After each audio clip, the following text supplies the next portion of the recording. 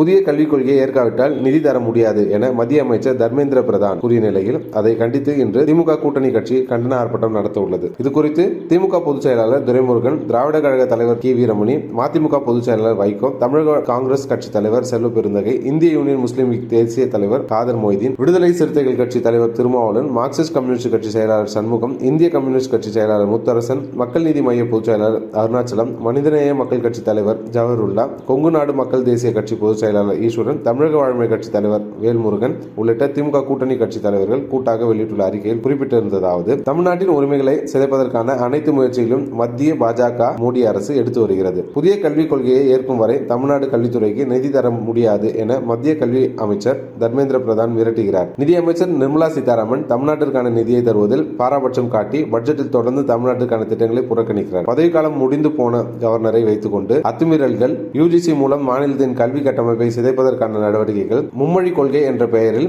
இந்தி திணிப்புக்கான முன்னெடுப்பு என தமிழ்நாட்டை வஞ்சித்துக் கொண்டிருக்கும் மோடி அரசை வீறு கொண்டு எதிர்க்க வேண்டிய சூழலை உருவாக்கி வருகிறார்கள். தமிழர்கள் தனித்துவமானவர்கள் இருப்பதும், கல்வி, வேலைவாய்ப்பு, சமூக நீதி, வாழ்க்கை தரம் என அனைத்து வகையிலும் உயர்ந்திருப்பதும் மோடி அரசின் கண்களை உறுத்துகிறது. அது அரசியல் ரீதியாக பாஜகவை அண்டவிடாத தமிழ்நாட்டு மக்களின் மீது வெறுப்பை உமிழ்கிறது. பிளவுவாத சக்திகளுக்கு எதிராக ஓரணியில் நிற்கும் தமிழ்நாட்டை வீழ்த்திவிட முயற்சிக்கிறது. வீழ்த்தும் முயற்சிக்கும் போதெல்லாம் தமிழ்நாடு ஒன்றிணையும். எதிரி எந்த வடிவில் வந்தாலும் துணிந்து நிற்கும். அப்படியான ஒரு சூழலை வலிந்து உருவாக்கி வரும் மோடி அரசை கண்டித்து முதல் கட்டமாக அனைத்து கட்சிகள் தலைவர்கள் கலந்து கொள்ளும் மாபெரும் கண்டன ஆர்ப்பாட்டம் இன்று மாலை 4 மணி அளவில் சென்னை கலெக்டர் அலுவலகம் முன்பாக நடைபெறுகிறது. தமிழ்நாட்டிடமிருந்து நிதியை பெற்றுக் கொள்ளும் மத்திய அரசு தமிழ்நாட்டை வஞ்சிப்பது ஏன் என உரக்க ஒரே குரல் எழுப்போம். தமிழ்நாட்டின் உரிமை மீது கை வைத்தால் சிலிர்ந்து எழுவோம் என்பதை உணர்த்துவோம். ஒன்றிணைவோம், உரக்க குரல் எழுப்புவோம், உரிமைகளை மீட்போம். இவ்வாறு அதில் கூறப்பட்டிருந்தது.